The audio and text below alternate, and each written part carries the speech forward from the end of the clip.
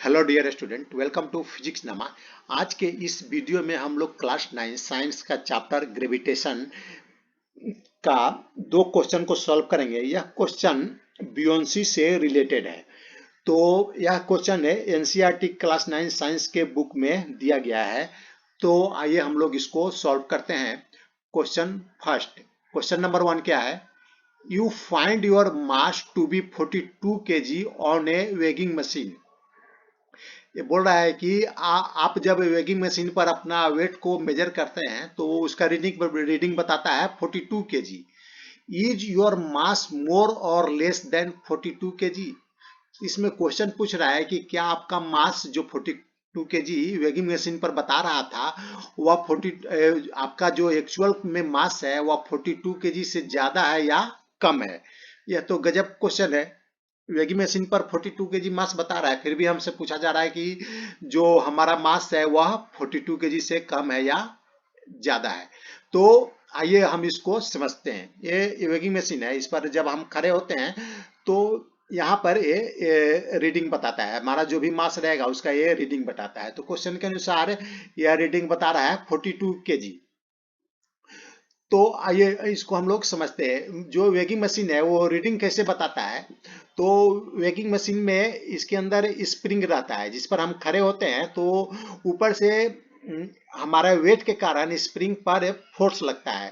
तो वह स्प्रिंग ऐसा कैलिब्रेट किया रहता है कि इसके ऊपर जितना भी फोर्स लगेगा उसके अकॉर्डिंगली यहाँ पर ये रीडिंग बताएगा। तो आइए हम लोग देखते हैं। जब हम वेगिंग मशीन पर खड़े होते हैं तो इस पर जो मशीन पर कौन कौन से फोर्स लगते हैं। तो देखिए, जब हम वेगिंग मशीन पर खड़े होते हैं तो mg जो फोर्स है, जो अर्थ के ग्रेविटेशनल फोर्स के कारण ये डाउनवर्ड डायरेक्शन में लगेगा। यहाँ m है हमारा मास है और g है एक्सेलरेशन ड्यू टू ग्रेविटी। और अच्छा, हमारे चारों तरफ क्या है? हवा है, एयर है हमारे चारों तरफ। हम जहां पर भी वेगिंग मशीन से अपना वेट को मेजर करते हैं तो उसके चारों तरफ हवा है, एयर है। तो हम इसके पहले स्टडी कर चुके हैं कि अगर किसी फ्लूइड में कोई वस्तु को इमर्ज कराया जाए या उसके अंदर रखा जाए तो फ्लूइड अपवर्ड डायरेक्शन में उस पर फोर्स लगाती है।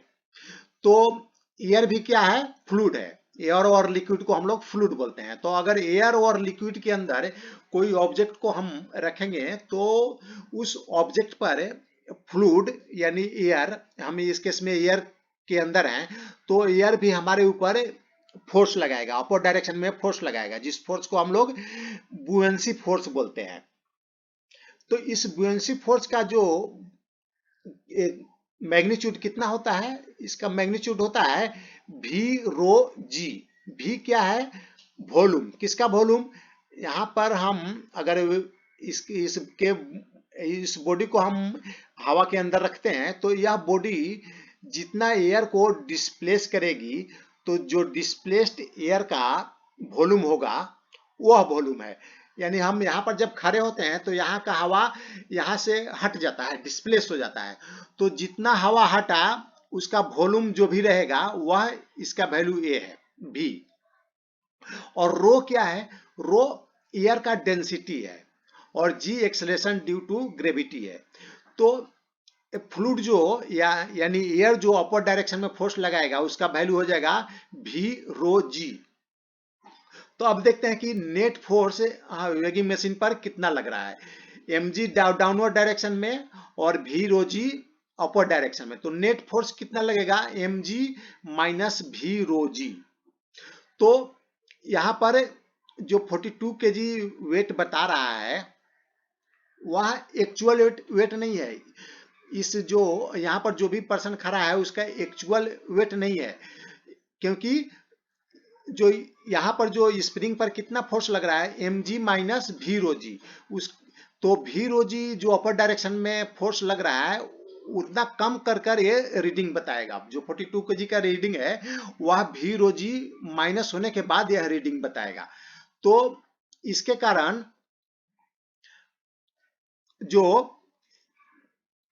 आदमी का जो रीडिंग है, जो भी पर्सन यहाँ पर खड़ा है उसका जो रीडिंग है 42 kg से अधिक होगा, एक्चुअल जो भी उसका मास होगा वो 42 केजी से अधिक होगा। देखिए अगर हम हवा को हटा दे और वैक्यूम में इस पर्सन का हम उसी वेगिंग मशीन पर रीडिंग ले, तो यहाँ पर सिर्फ mg फोर्स डाउनवर्ड डायरेक्शन में लगेगा, और यहाँ पर एयर नहीं है, हवा नहीं है, तो अपर डायरेक्शन में जो फोर्स है वह नहीं लगेगा। तो जो रीडिंग बताएगा, वेगिंग मशीन जो रीडिंग बताएगा वह कितना बताएगा, 42 केजी से थोड़ा अधिक बताएगा। जितना भी एयर डिस्प्लेस हुआ था उसका जो मास था, और उसमें हम लोगों ने एक्सेलरेशन ड्यू टू ग्रेविटी से मल्टीप्लाई कर दिया था, उतना यह अधिक यहाँ पर रीडिंग बताएगा। तो जो एक्चुअल रीडिंग होगा 42 केजी से थोड़ा सा अधिक होगा। इस पर्सन का जो एक्चुअल रीडिंग होगा 42 केजी से थोड़ा अधिक होगा। अगर हम वैक्यूम में इसका जो अगर हम मास को हम मेजर करते हैं तो 42 केजी से अधिक होगा। Due to buoyancy force in upward direction, the net force in downward direction will be less than the actual downward direction force। तो buoyancy force के कारण जो डाउनवर्ड डायरेक्शन में फोर्स होगा वह जो इसका रीडिंग बताएगा उससे कम होगा। मेजर अपरेंट वेट, तो ये जो वेगिंग मशीन जो वेट मेजर करेगा वह अपरेंट वेट मेजर करेगा, एक्चुअल वेट मेजर नहीं करेगा। अगर हवा के अंदर हम इसका वेट लेते हैं तो which is less than the true weight, जो हवा के अंदर एयर के अंदर जब हम इसका वेट मेजर करते हैं वह लेस होगा, ट्रू वेट या जो एक्चुअल वेट होगा उससे कम होगा। The actual mass will be more than 42 KG, तो एक्चुअल मास होगा वो 42 केजी से अधिक होगा। यहाँ पर हम एक और चीज बता देते हैं कि देखिए यहाँ पर जो फोर्स लग रहा है वह mg लग रहा है, लेकिन यहाँ पर जो रीडिंग बता रहा है वो केजी में बता रहा है। केजी किसका यूनिट होता है, मास का होता है, तो यहाँ पर जो रीडिंग बता रहा है मास का बता रहा है, लेकिन इसको बताना चाहिए था कि इसका रीडिंग वेट का बताना चाहिए था। लेकिन वेगिंग मशीन को ऐसा कैलिब्रेट किया जाता है कि ये जी का वैल्यू को नेग्लेक्ट कर देता है। अगर हम ऐसा इसको कैलिब्रेट करें कि जी का वैल्यू लगभग 10 मीटर पर सेकेंड स्क्वायर होता है, तो इसको हम लोग 10 से मल्टीप्लाई करेंगे तो ये 420 न्यूटन आएगा, लेकिन इसकी जगह यह 42 केजी बता रहा है। अगर हम ऐसा कैलिब्रेट करके लिख दे 420 की जगह 42 केजी वहां पर लिख देंगे तो यह 42 केजी इसका मास के रीडिंग को बताता है।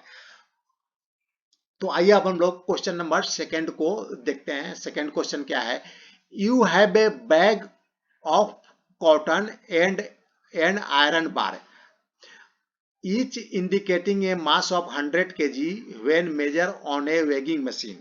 आपके पास दो चीज है, दो बैग है, एक में कॉटन भरा हुआ है और दूसरे में है कि आयरन बार है, और दोनों का वेगिंग मशीन पर हम वेट मेजर करते हैं तो 100 केजी बता रहा है।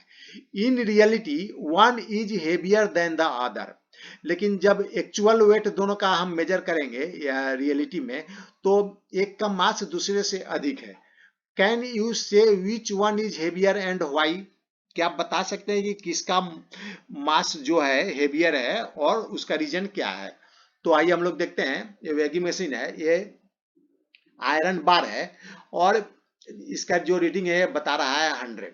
तो अगर हम जो क्वेश्चन के अनुसार है हम एटमॉस्फेयर के अंदर इसका रीडिंग लेते हैं तो यानी चारों तरफ है एयर है, तो जैसा हम लोगों ने पहले क्वेश्चन में देखा, अगर हम हवा के अंदर इसका रीडिंग लेते हैं तो इसका मान लेते हैं कि मास जो है आयरन बार का जो मास है m1 है, तो डाउनवर्ड डायरेक्शन में जो फोर्स लगेगा m1g लगेगा, और अपवर्ड डायरेक्शन में जो बुएंसी फोर्स लगेगा वो लगेगा v1 रो जी। v1 क्या है, v1 जो आयरन बार का जितना वॉल्यूम है उतना ही एयर को डिस्प्लेस करेगा, यहां से एयर को हटा देगा, तो एयर का जो वॉल्यूम रहेगा, जितना एयर डिस्प्लेस हुआ उसका जो वॉल्यूम है v1 है, तो यहाँ पर v1 रो जी अपर डायरेक्शन में फोर्स लगेगा। तो रीडिंग कितना बता रहा है, या 100 केजी बता रहा है।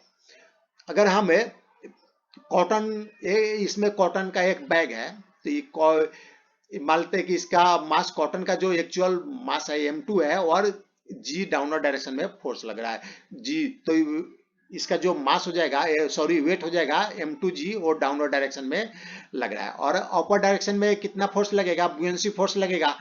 तो बुयंसी फोर्स कितना लगेगा, V2 रो जी। V2 यहाँ पर क्या है, अब यहाँ पर जो कॉटन है, कॉटन जितना एयर को डिस्प्लेस करेगा, यहाँ पर हमने जो कॉटन रखा तो यहाँ के एयर को डिस्प्लेस किया, यहाँ पर जो भी एयर पहले से था उसको यहाँ से हटा दिया, तो उसका वॉल्यूम है V2 है। और रो एयर का डेंसिटी है, और जी एक्सेलरेशन ड्यू टू ग्रेविटी है।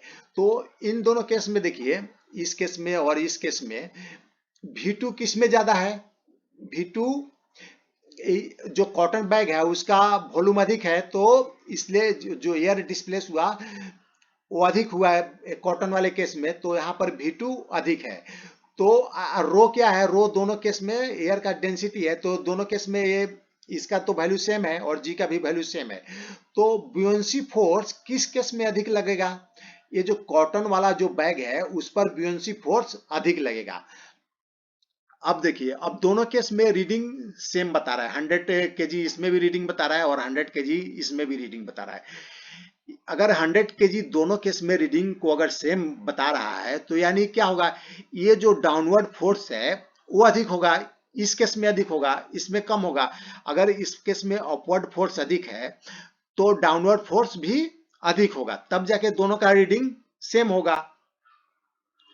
तो अगर डाउनवर्ड फोर्स को हमें अधिक करना है तो जी का तो वैल्यू सेम है, तो हमें किसका वैल्यू को इंक्रीज करना पड़ेगा, M2 के वैल्यू को इंक्रीज करना पड़ेगा, यानी जो M2 का वैल्यू है M1 के वैल्यू से अधिक होगा। तो आप अभी समझ गए होंगे कि जो कॉटन का जो एक्चुअल वेट है या मास है वह अधिक होगा, आयरन बार के मास से अधिक होगा, तभी जाके दोनों का रीडिंग 100 केजी बताएगा। तो इसका आप रीजन भी समझ गए, जो कॉटन के का बैग है उस पर बुयंसी फोर्स अधिक लग रहा है, और आयरन बार है उस पर बुयंसी फोर्स कम लग रहा है। The actual weight of cotton in vacuum is more than the actual weight of iron in vacuum. तो आज का यह है वीडियो समाप्त हुआ। अगर अच्छा लगा तो आप लाइक करें, शेयर करें और सब्सक्राइब करें। Thanks for watching.